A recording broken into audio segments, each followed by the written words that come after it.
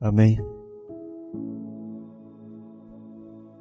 Que a paz que excede todo o entendimento esteja no coração de todos aqui. Amém. A perfeita paz de Cristo. A paz que o mundo não pode dar. Só Ele pode dar. Você guardando nosso coração, né? Em todo tempo, em todo momento, durante todo o tempo que a gente viver. Eu quero ler um texto com os irmãos que está lá na primeira Reis. Já falei algumas vezes sobre esse texto, mas volta e meia vem de novo na mente, no coração, que a palavra de Deus assim é impressionante, né? Ela não envelhece. Haja ali, não tem jeito. Volta e meia ela vem de novo na mente, no coração e move toda a vida da gente. E a gente fica impressionado com a palavra de Deus, hein? Hoje as pessoas estão maravilhadas, impressionadas com a IA. Vocês conhecem a IA, né? IA.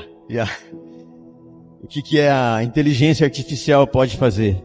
Irmãos, melhor que isso aqui não. Melhor do que a palavra de Deus, daquilo que foi escrito, daquilo que os profetas fizeram. Homens comprometidos com Deus fizeram aquelas experiências todas. E o próprio Jesus principalmente. Nada se iguala. Amém? Aquilo que Deus faz, aquilo que Deus pode fazer. É simplesmente maravilhoso. É bom demais, é incomparável. Amém? Então tudo que se possa fazer hoje através da tecnologia não se compara àquilo que Deus pode fazer. Sem tecnologia, sem ciência, sem nada. Não é? Deus pode... O profeta sabia, lá onde ele estava, ele sabia o que o outro estava dizendo, lá do outro lado. E alguém perguntar, mas como que ele sabe? É que o Deus dele fala tudo para ele. Ele ficava muito bem informado, sem precisar de celular, sem precisar de WhatsApp e tudo mais. Mas Deus já deixava o profeta a par de tudo, mesmo à distância. Essa passagem de 1 Reis 17, eu sei que é bem conhecida, acho que todos conhecem, mas é muito interessante e a gente aprende algumas coisas com essa passagem aqui, em que Elias está envolvido nessa história toda, nesse cenário todo aqui, quando Israel estava passando por uma crise, vamos dizer, violenta até, né?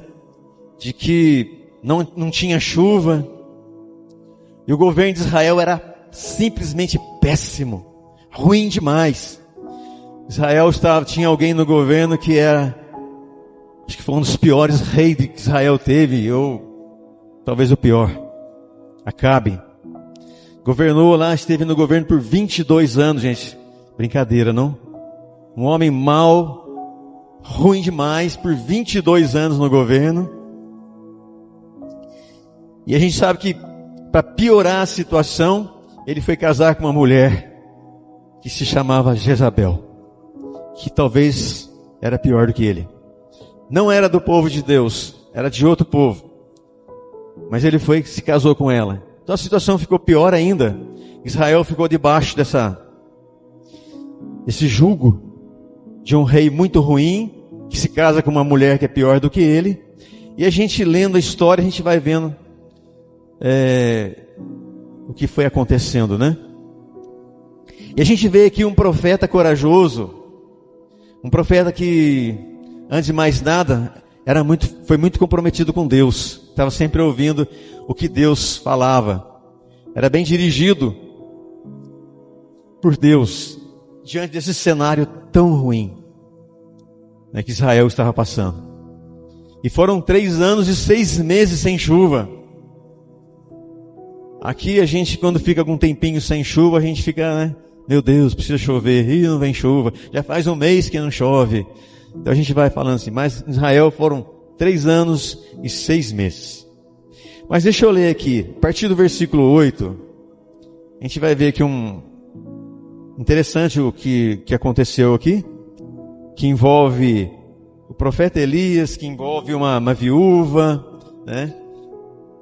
onde Deus mandou, para onde Deus mandou ele, onde ele estava. Então penso que nós temos muito que aprender. O dia a dia hoje, a vida que nós estamos vivendo, o cenário que nós estamos vendo, tem coisa semelhante, parecida. E que não é nada fácil. Se alguém disser é fácil, se você tiver fé em Deus é fácil. Eu posso ter fé em Deus e continua sendo difícil. Mas Deus vai dando graça para vencer o difícil, para vencer o impossível, diante de toda a situação. Então no versículo 8 aí está dizendo assim, ó. Então veio a ele a palavra do Senhor dizendo, veio a quem? Vem a Elias. Levanta-te e vai a Sarepta, que é de Sidom, e habita ali. Eis que eu ordenei ali a uma mulher viúva que te sustente. Então ele se levantou e se foi.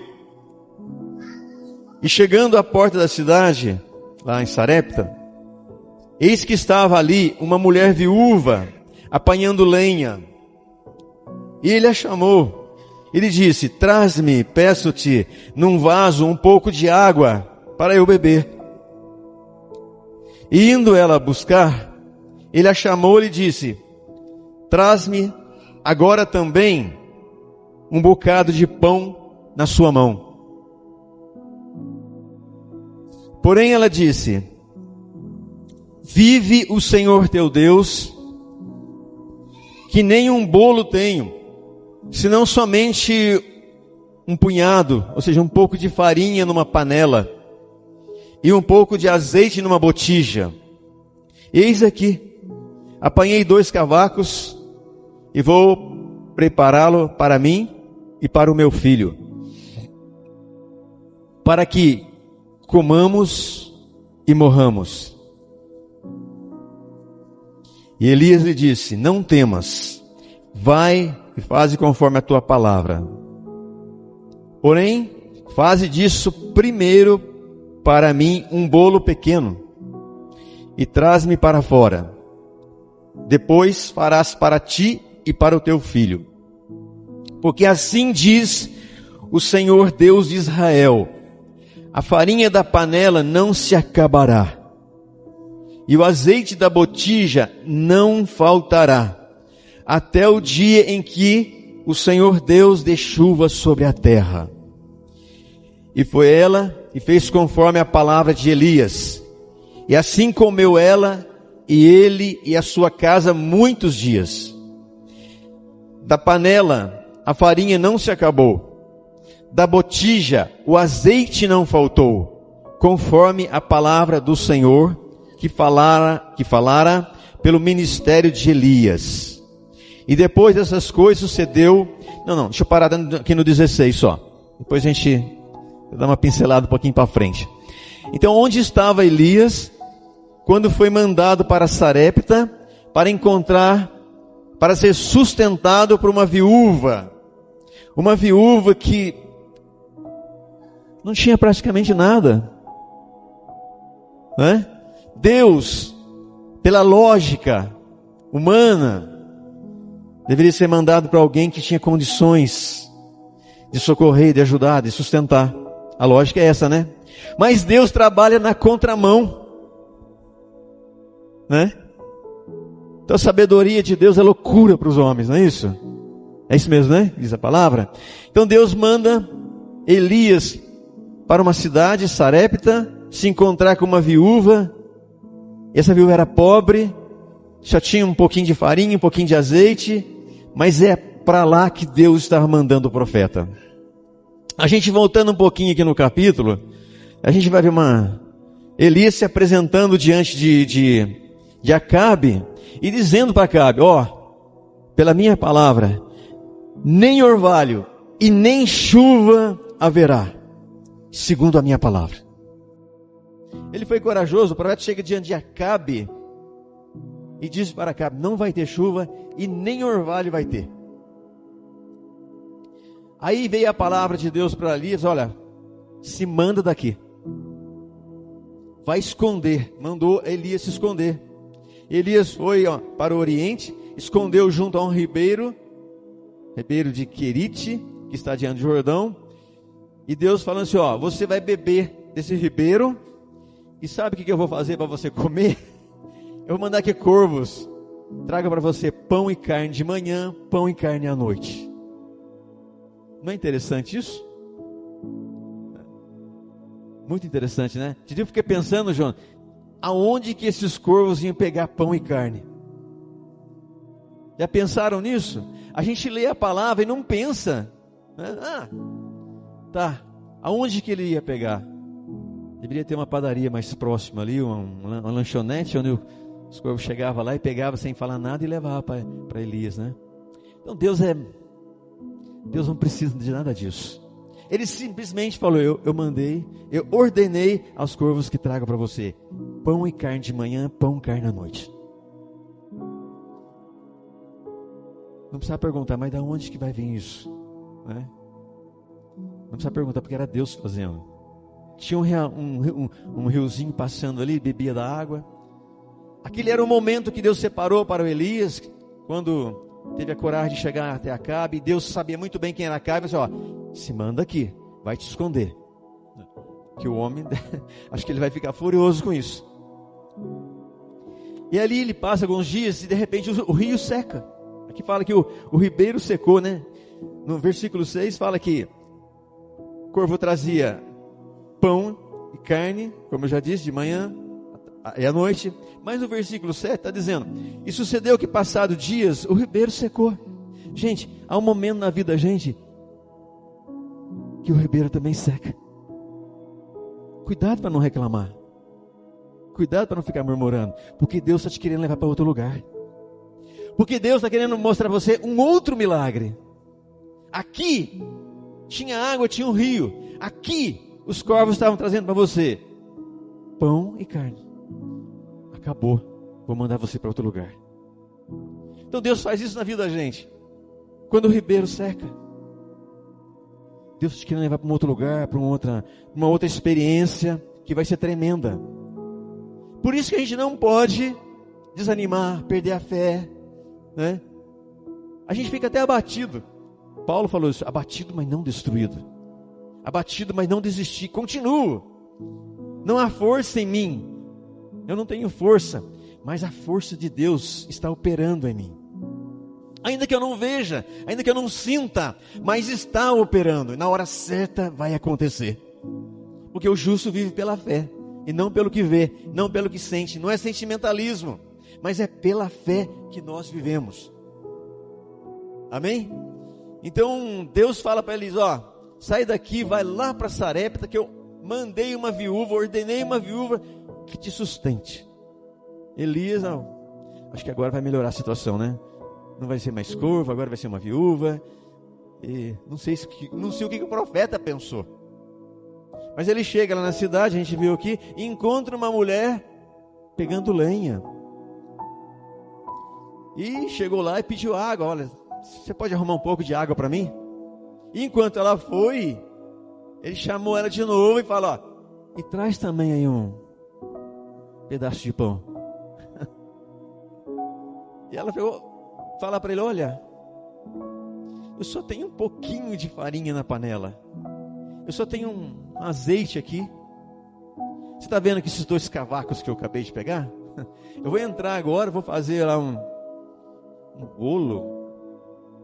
E eu vou comer, eu e meu filho, e nós vamos morrer. Olha a perspectiva, olha o que estava na cabeça da mulher. Mas a providência de Deus estava acontecendo naquela hora. Não era só o profeta que ia ser sustentado. O profeta foi lá para sustentar a viúva. Amém? Olha, aquele que está comprometido com Deus, olha a maneira como Deus usa. E a gente tem que estar percebendo isso. Então Deus manda ele lá, vai lá, manda uma viúva te sustentar. Mas chega lá, a viúva não tem nada. Um pouquinho só, vai acabar. E o que ela disse? Vou comer e vou morrer, só isso. Aí ele fala, não, vai, entra lá, faz o que você falou. Porque a farinha da panela não vai acabar. O azeite não vai também acabar. Dá para sentir isso no seu coração, no seu espírito? Não sei o que está passando, não sei o que está vivendo, não sei o que preocupa você. ou nós aqui, mas o profeta falou assim: olha, a farinha não vai acabar e nem o azeite vai acabar. Assim diz o Senhor Deus de Israel. Ele deixou bem claro para ela: assim diz o Senhor Deus de Israel. Nem sou eu que estou falando. Vai lá. E ela foi. E ele vai dizer: vai lá e faz. E traz primeiro para mim um pedaço, um bolo. Faz primeiro para mim. Depois para você e para o seu filho. Até parece uma coisa assim meio estranha, né? Profeta egoísta. Não olhou a situação da viúva, não viu. Mas o profeta sabia muito bem o que ele estava fazendo ali. Ele sabia que ele foi enviado por Deus. Ele sabia qual era o papel dele ali. Então por isso que ele fala para a viúva: faz primeiro para mim. E a viúva obedeceu, gente. Entrou a obediência. E a obediência entrando, o milagre acontece. Amém? Quando existe obediência, acontece o milagre. Até na vida de Jesus fala que Deus deu um nome para ele que está acima de todo nome, porque ele foi obediente até a morte, e morte de cruz. E diga-se de passagem que ele até pediu: se for possível, afaste-se de mim esse cálice, contudo seja feita a sua vontade. Então a obediência foi marca registrada na vida de Jesus. E aqui a mulher foi, e ela podia dizer: você é folgado, rapaz, você me aparece aqui, além de saber que eu tenho pouco, ele manda primeiro para você: olha meu filho, primeiro tem que atender meu filho. A gente diria isso hoje: rapaz, você é folgado, imagina um pastor fazer isso. Você não está vendo o tamanho do meu filho aqui não, é criança ainda, como que é primeiro para você? E ela foi e obedeceu, e trouxe para Elias o pão. Gente, ela obedeceu. E ali diz que a farinha foi multiplicada. Amém? Essa farinha foi multiplicada, o azeite não acabou, até o dia em que Deus fez chover de novo sobre a terra. Até o dia que veio chuva sobre Israel de novo. Dá para entender isso? O nosso papel, a nossa função, o nosso comprometimento com Deus, não nos deixar levar por qualquer situação, qualquer circunstância, por qualquer tentação, por qualquer coisa. E muitas vezes a gente pode dizer assim: não, é que eu preciso ser feliz. Não, gente, santidade é prioridade. Amém? Antes de ser feliz, eu quero ser santo. Quero ser santificar para Deus. Muito mais do que felicidade, tem que ser a santidade. Felicidade não produz milagre, santidade traz milagre. Santidade traz mudança. Então essa mulher entendeu ali, né? Como eu disse, o profeta foi lá e Deus falou para ele que ele seria sustentado. Mas na verdade não era bem ele que precisava ser sustentado, era uma mulher que estava necessitada, não é? Tanto é que Deus sustenta ele lá no Oriente, lá perto desse ribeiro. Tinha água, tinha carne, tinha pão, de uma forma inusitada, de uma forma assim tremenda, né? A pessoa, o corpo chegando, bater na asinha ali, senta aqui, pão tá aqui. Lógico, o corpo não falava, né, gente? Pão tá aqui o que você precisa, a carne tá aqui, ó. Só faltou perguntar: bem passada ou mal passada, né? Então Deus providenciou, e quando Ele providencia, é bom, né? Então estava ali, o profeta teve essa experiência muito forte, Deus sustentou ele. Então na verdade, quem precisava de sustento era a viúva. Então a obediência de Elias, indo até Sarepta encontrar com a viúva, e a obediência da viúva atendendo o que o profeta falou, não questionando. Ela só argumentou: não, olha, eu vou comer aqui, vou morrer, se você está pedindo, mas é só para 2, é comer e morrer, né? Então aquela perspectiva que muitas vezes a gente tem: esse negócio, meu Deus do céu, não sei no que vai dar isso, vai piorar a coisa e nós estamos lascados, né? E muitas vezes a gente até não fala, mas vive com esse sentimento: nós estamos perdidos, com tudo isso que nós estamos vendo, com aquilo, com isso, com aquilo, nós estamos perdidos. Assim era a perspectiva da viúva: vamos comer e vamos morrer. Mas ela estava diante de um profeta, ela estava diante de um homem de Deus, ela estava diante da providência de Deus, e nós também estamos diante da providência de Deus, e nós estamos envolvidos na igreja, estamos inseridos no corpo de Cristo. Isso faz toda a diferença. Estar fora do corpo de Cristo é muito ruim, mas estar inserido no corpo de Cristo, o milagre acontece. Amém, gente? Não somente através da palavra, da oração, ali, mas através dessa comunhão gostosa e maravilhosa, onde Deus ordena a sua bênção e a vida para sempre. Então nós estamos aqui, Deus prepara para nós uma mesa, à vista dos nossos adversários. Amém? Então constantemente a gente pode ter essa vida, essa experiência, de estar diante de uma mesa que Deus preparou, diante dos nossos adversários. Ou do nosso adversário, né? Então nós não fomos chamados para viver mais que derrotados. Você crê em Deus? Creio. Mas a situação está muito difícil, está muito ruim, não sei o que. Mas você não acredita? Acredito. Não acredita nada. Porque a fé, ela tem que ter ação. Tem que ter posicionamento, né? Tem que declarar, eu creio. A minha maneira de viver declara aquilo. Mostra aquilo que eu falo. A fé que eu professo. Amém, gente? Então a igreja hoje não é qualquer coisa. Está envolvido na igreja, onde aqui tem providência, aqui tem o pão. Aqui tem o pão. Aqui tem o pão para você. Estou entendendo que eu não estou falando só de pão, né? Pão de comer, mas o pão da vida. O pão que sacia toda a fome, né? Aquele que, quem de mim se alimenta, por mim viverá. Amém? Tem a água. Se você beber dessa água, nunca mais você terá sede. Amém, gente? Você não vai ficar preocupado com isso e com aquilo, e já acorda desesperado, porque isso, porque aquilo, e aquele exagero com a aparência, aquele exagero com as coisas materiais, e meu emprego, como é que vai ser se eu perder? Você não vai ter mais isso, porque você bebeu da água da vida. Quem beber dessa água nunca mais terá sede, porque Deus vai suprindo tudo, de uma forma tranquila e maravilhosa, gente. Amém? Então aquela providência de Deus usando o profeta que encarou o Acabe. Nós teremos que muitas vezes encarar muita coisa, talvez teremos que encarar pessoas, né? E dizer para ela, assim diz o Senhor. Assim diz o Senhor. Amém? Depois a gente sabe que o filho da viúva morreu. Teve um problema, foi agravando e morre. E ela chega no profeta assim, você veio aqui para trazer à minha memória a minha iniquidade e o meu pecado?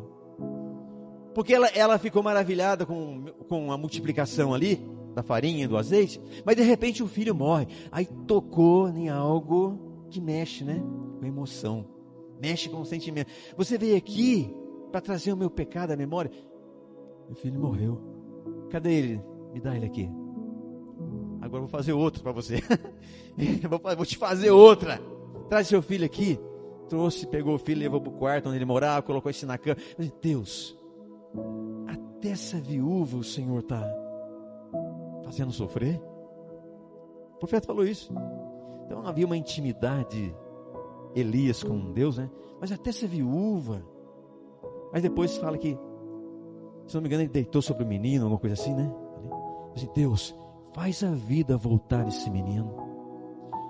Deus ouviu o pedido do profeta, a vida voltou para o menino. Ele pega o menino, chega seu filho está aqui, ó, está vivo. E a mulher assim, agora vejo que você é o homem de Deus. Não foi suficiente multiplicar farinha e nem azeite, precisava de algo maior, ressuscitar um morto. Amém, gente? É nesse contexto que eu quero estar, é nesse contexto que nós devemos estar. Como alguém falou aqui, não é só a reunião no domingo, mas eu quero viver isso no dia a dia, nesse contexto de milagre, de cura, de ir, de voltar e dizer assim diz o Senhor. Oh, Deus vai fazer. Amém, gente? E o profeta Elias tinha o dom da fé. Tem que ter dom na fé para falar o que ele falou, né? A farinha não vai acabar e o azeite não vai acabar. Isso é dom da fé, não é qualquer um que pode dizer isso. Amém? Então, e o filho é devolvido para a mulher.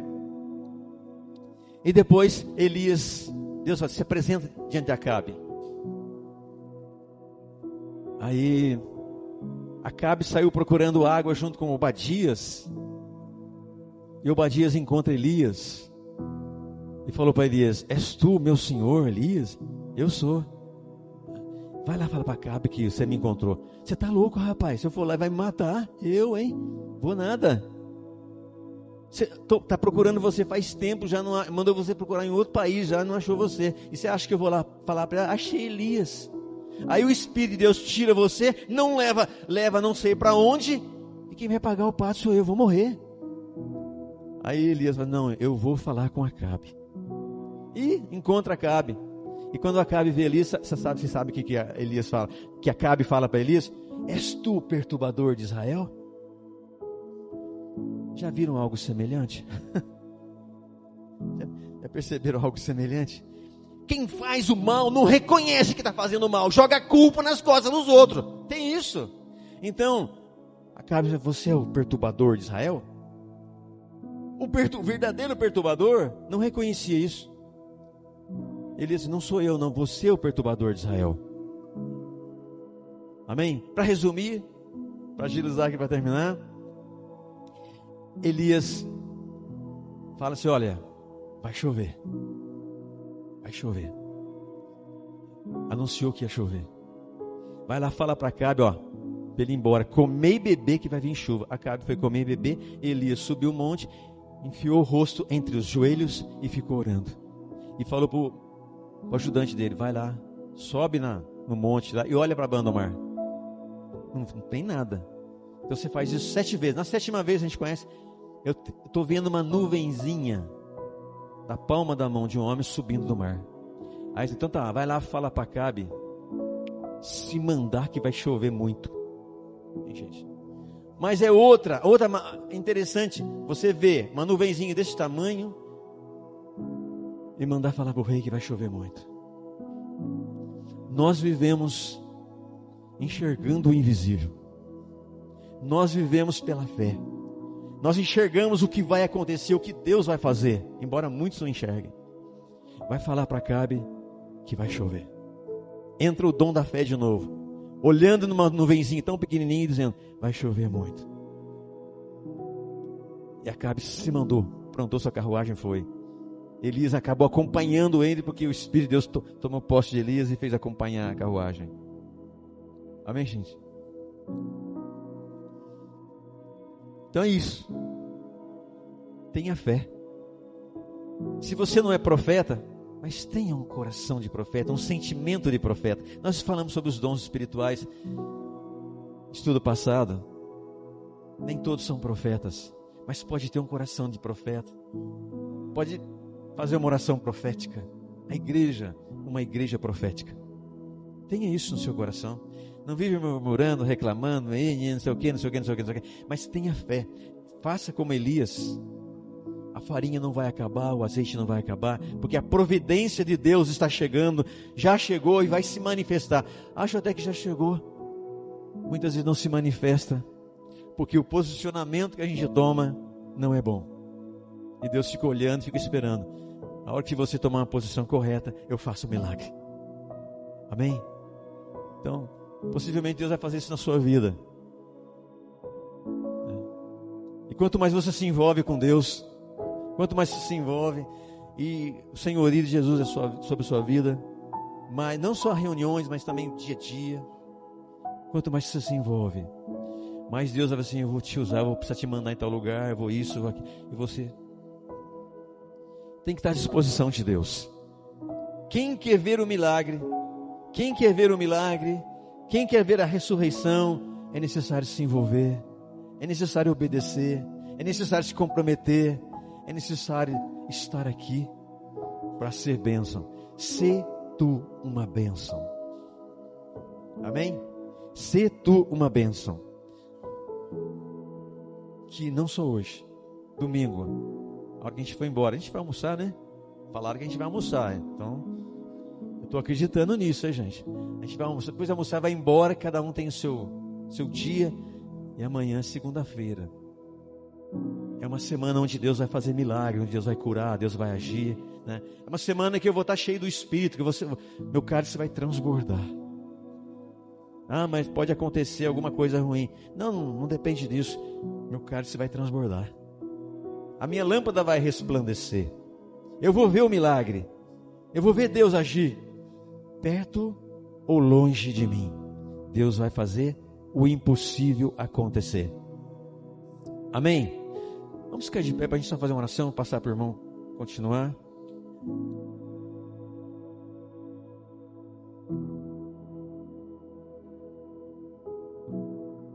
Amém. Põe a mão no ombro do irmão que está perto de você.